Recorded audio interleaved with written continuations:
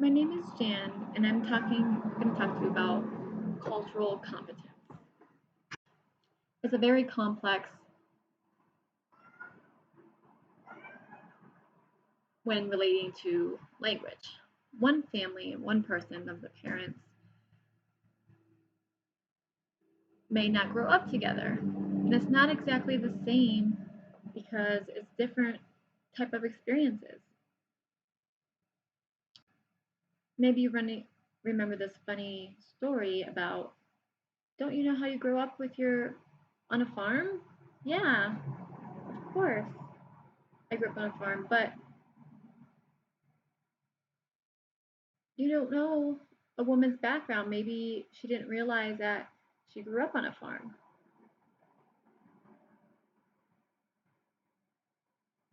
So each family may not have the same experience. The brother or the sister may not communicate and say exactly the same things. It's important to do the research and understand those different cultures.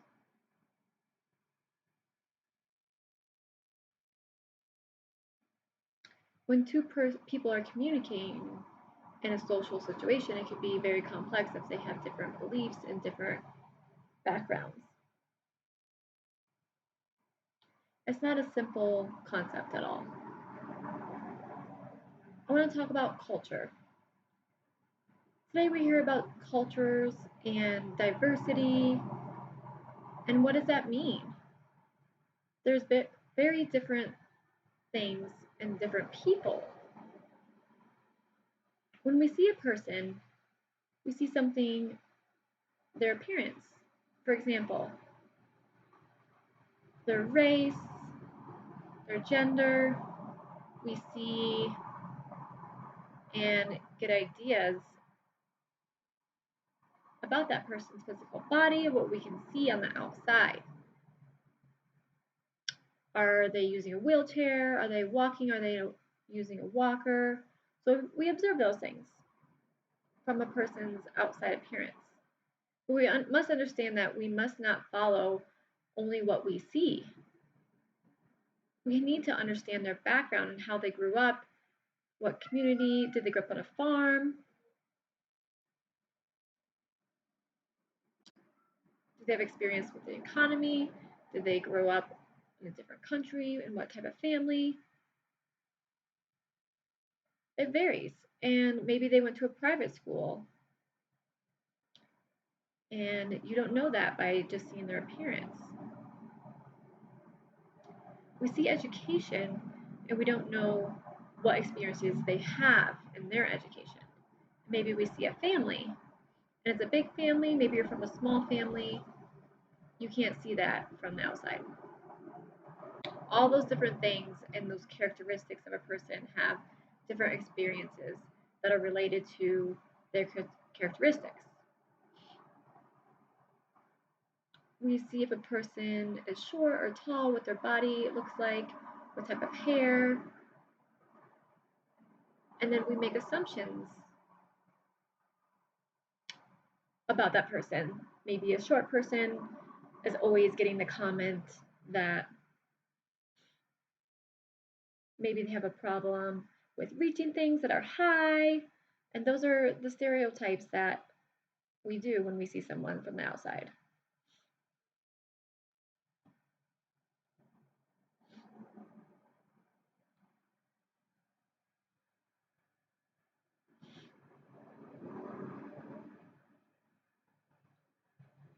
20 years ago, I did different experiences with different interpreters.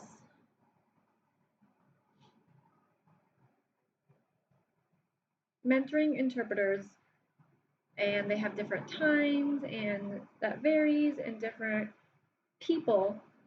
For 20 years, I see that changes and progression through these 20 years. 50 interpreters have different experiences. It depends on who they are as a person, what time they went to school, and different time periods of their lives. and people can come in and out of the profession.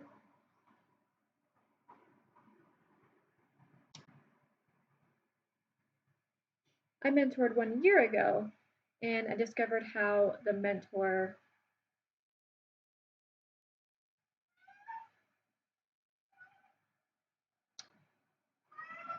and after 1 year they accept and realize that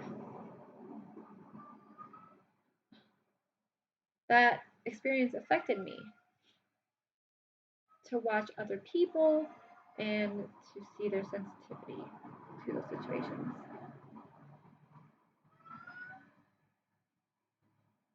I want to discuss how to become a mentor who incorporates culture into my work and figuring out who that person is.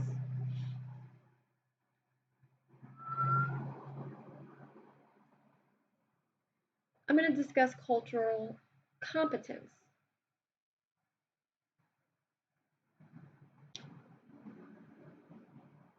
When you talk to people from different backgrounds and different cultures, you interact with them and you try to have that conversation be successful.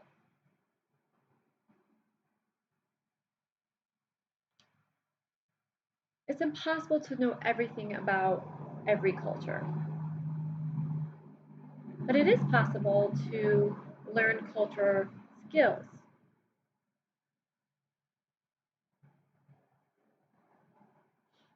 And learn how to communicate with people from different culture.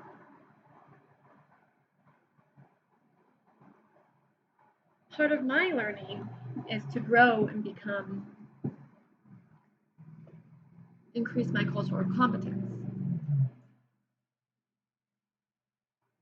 And relating my own culture to other people's and how to communicate with people and learn from them as well. And hopefully that could be reciprocated and they can learn from me. And that just increases the respect between a conversation and how the conversation can become successful.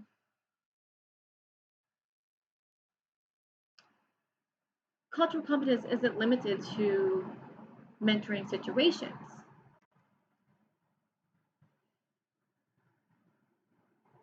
It's the interactions of communicating with people every day in our life. It's important to find the profession, especially from people from other countries, and to focus on that and understand those principles.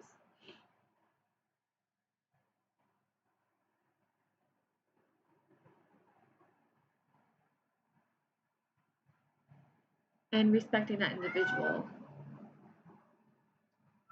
especially related to politics and understanding their beliefs and having respect and open to seeing their perspectives.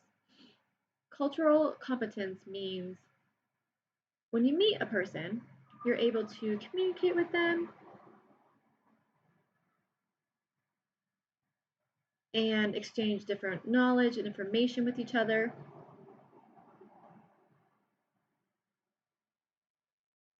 And it's important to find comfortability.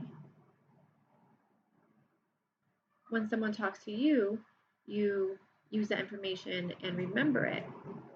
And you ask them what that means, or you can further investigate later.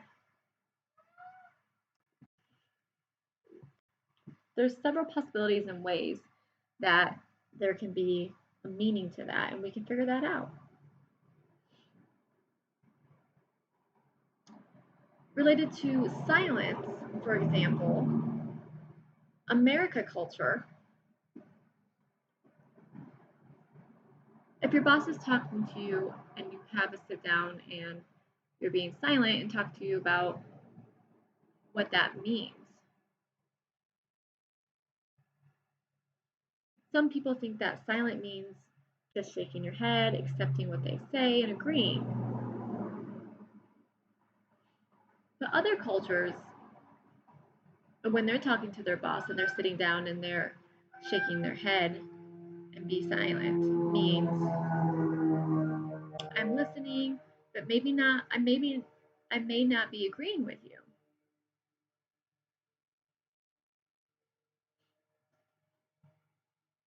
If a teacher makes a statement and the class is silent, maybe that means that they agree and they accept that statement. But sometimes the students maybe have a straight face and they may not say anything because they don't want to challenge the teacher, and that happens in other cultures.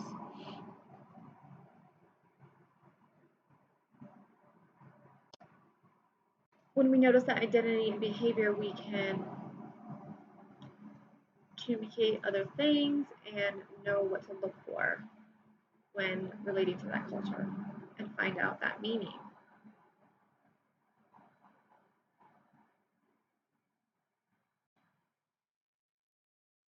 When we know ourselves and we know our own culture, then we can start learning about other cultures. And you can also learn about your own history and your own self and your past that can help you feel comfortable with yourself and respect yourself as well.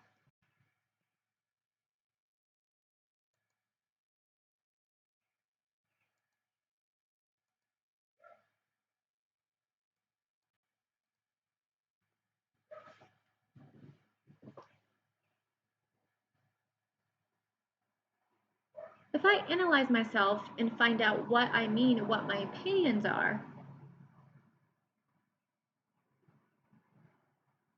it can show my many different things and characteristics that I identify by. For example, a woman may be short. I'm a woman. I'm short. I'm from Japan, and now I live in Chicago, in a big city. I have 4 brothers and sisters. It's a very large family. And each one of those characteristics that I said is from experience related to that. When I put everything together, it creates one overarching characteristics. I'm married, and that's the information that you can internalize and understand. All of that information together to represent your culture.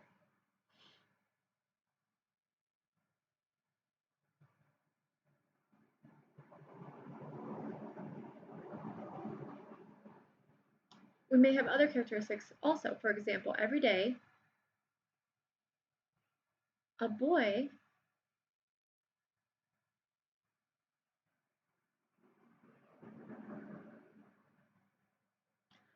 okay, so an example, a boy and a girl, and analyze and how to feel about that person every day. Okay.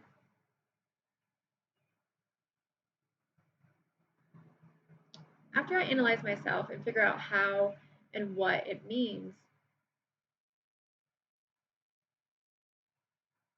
and what characteristics that I identify with,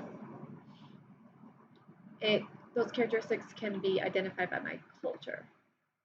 So again, I'm short.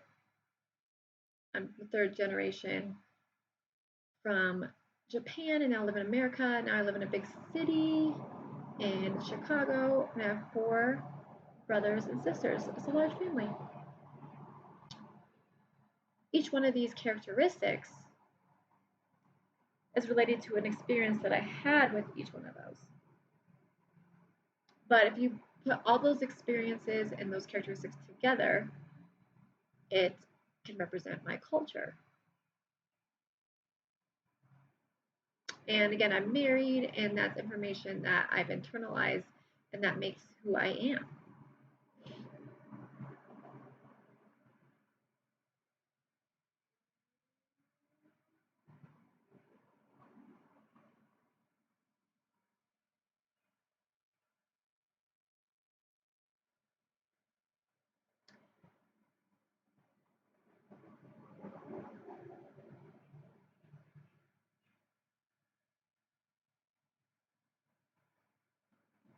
So an easy example is a female and a male have different cultures just because of their gender. And how do I feel about females? Okay,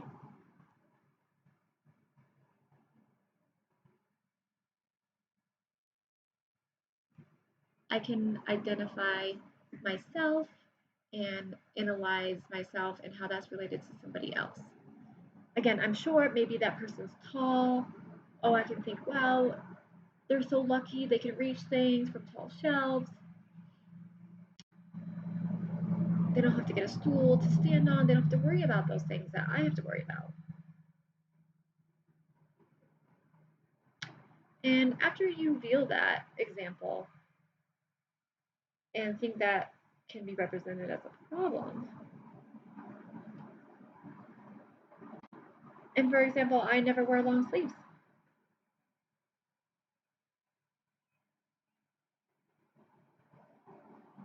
And I don't have to worry about hitting my head on the counter.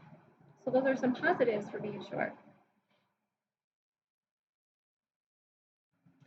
People may see tall people as someone that they're scared of because they're taller and intimidated by them.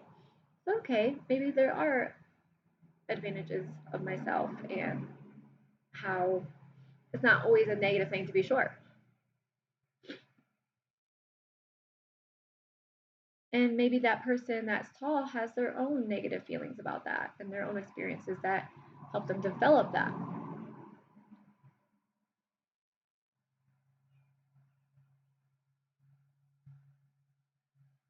And you can see how that person and their experiences have represented that.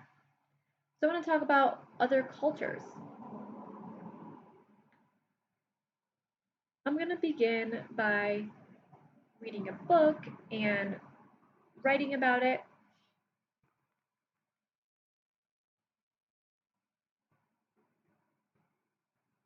Then I started to talk to people from that culture and ask them their experiences.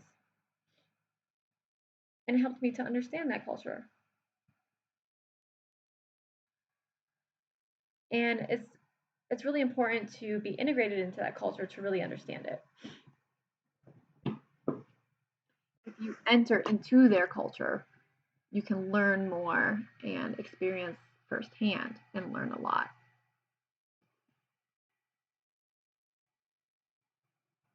Sometimes if I ask a person if they are from China, and maybe they are from China, but it could have different cultures within China. Maybe have different behaviors or different goals. Maybe my husband or wife is from China, but their culture can be different because of the different experiences they have had in their life. So it's really important to see both perspectives of cultures within the same country.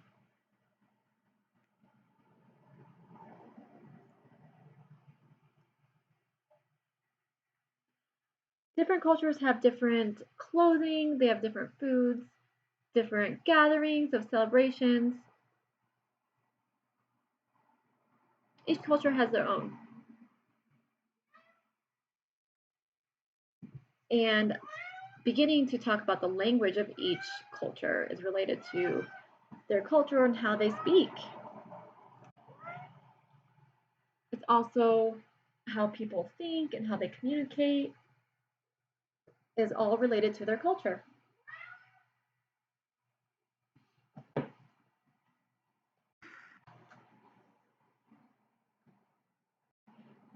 Interacting and communicating with people doesn't have to be a complicated thing.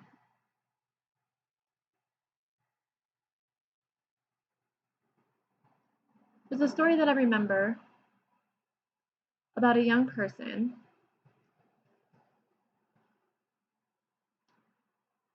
that is shopping and sees a clothing item that they like. They lift it up and say, "Okay, hmm, do I like it? Okay, maybe." So I grab it and I ask my friend, "What do you think about this?"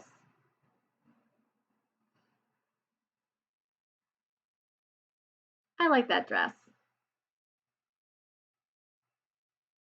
"Do you think I should buy this dress?" I said, "Come on. And my friend says, Jan, your dress is the same dress that you already have. And that dress that you're holding is ugly.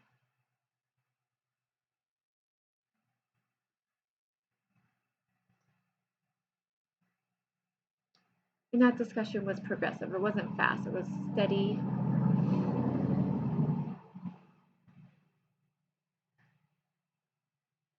She didn't say that my dress was ugly. She said that that dress was ugly. And that's how her culture interacts and how they socialize, and being very honest.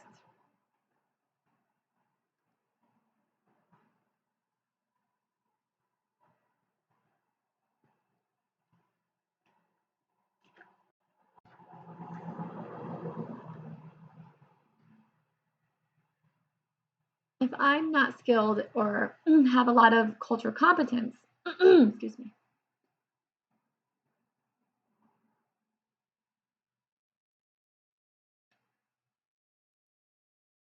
maybe I'm interacting with people that I don't know and interpreting for that person, and maybe I'm interpreting for their wedding.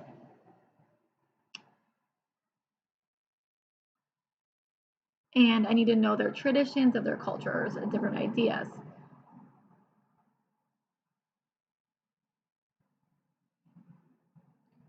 The idea of interacting in different cultures and making sure that the activities are similar.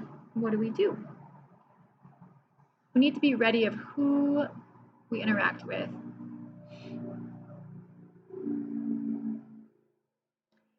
If I'm working with a woman and interacting with her, I can ask her, how do you want to communicate with me? Do you want to talk about about my friends and explaining that? And we can write those things down. Or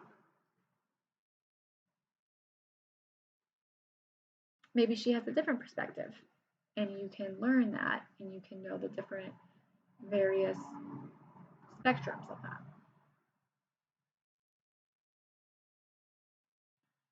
And so that shows many different approaches that you can utilize. And think about my own mentor and the culture between my mentor and me. We talk about different cultures that have different perspectives and how people have different experiences as well. When we interact with interpreters, we have to remember that we're not the only person that we work with, but we need to remember that there's different experiences and how that can be affected.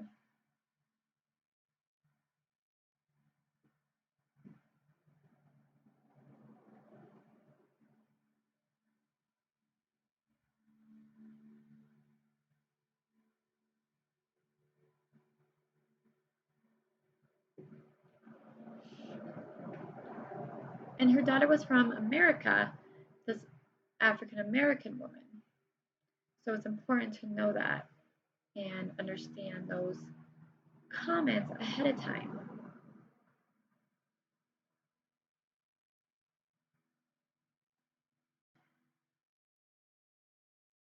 If the interpreter is young, they maybe will ask, have you interpreted before?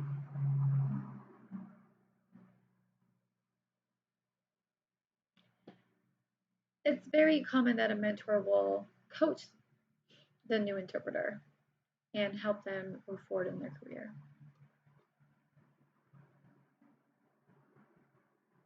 The interpreter may realize that the history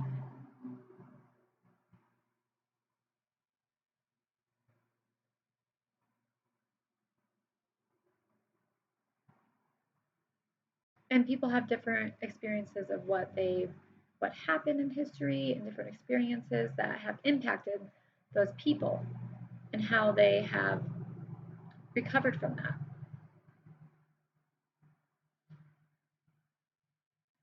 And again, you have to experience that or understand those experiences within that culture.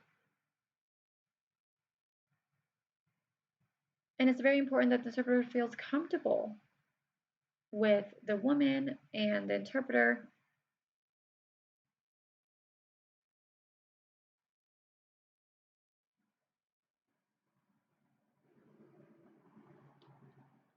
It's important that they don't feel ignored as well.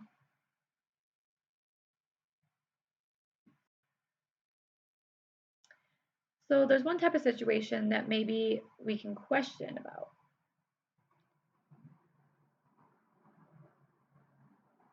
We can ask about that question and discuss it and how we can solve that problem and how to move forward. But maybe that comes up again, and how and what do we do about that? Maybe we can analyze the situation and review it.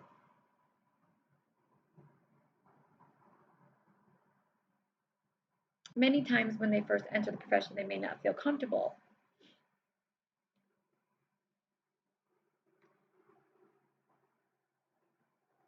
And interpreters and many other people don't have, all have experiences where they're not comfortable in their everyday life.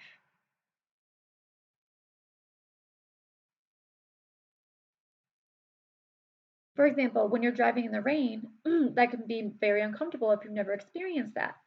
But the second time you drive in the rain, you can say, "Oh, I've experienced this before, so I know how to work on this," and it builds more confidence when driving in the rain.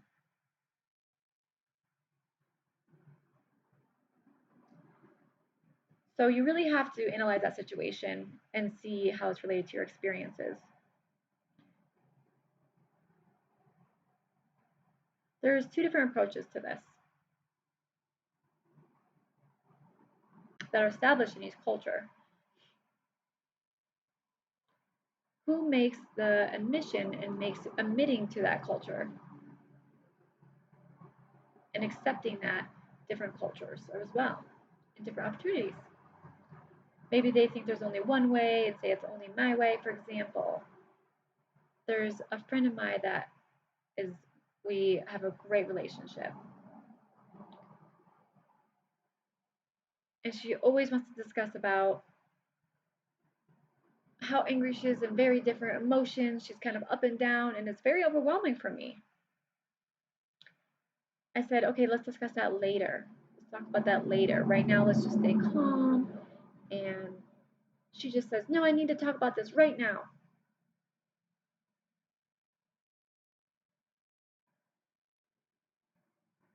Why do you have to talk fast and challenge me and ask me these questions? It makes me tired.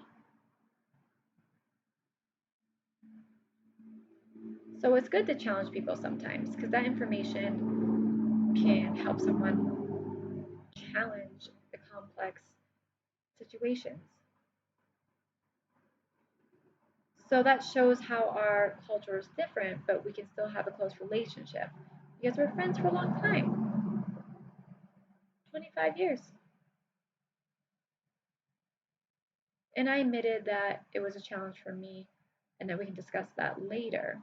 But sometimes we need to find different ways and different approaches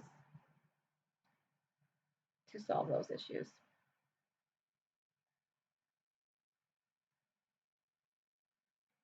Again, mentorship, especially today, is really helpful for the short term program, but maybe limited for only 1 year. When I tell people stories about the mentorship, I can see different perspectives and I can really look up to that person as a role model. And a relationship can continue to become strong for a long time. I don't talk to them every day. We contact each other every once in a while, stay in touch. But if there's a problem that arises, I can reach out to them and discuss possibilities and solutions for that problem.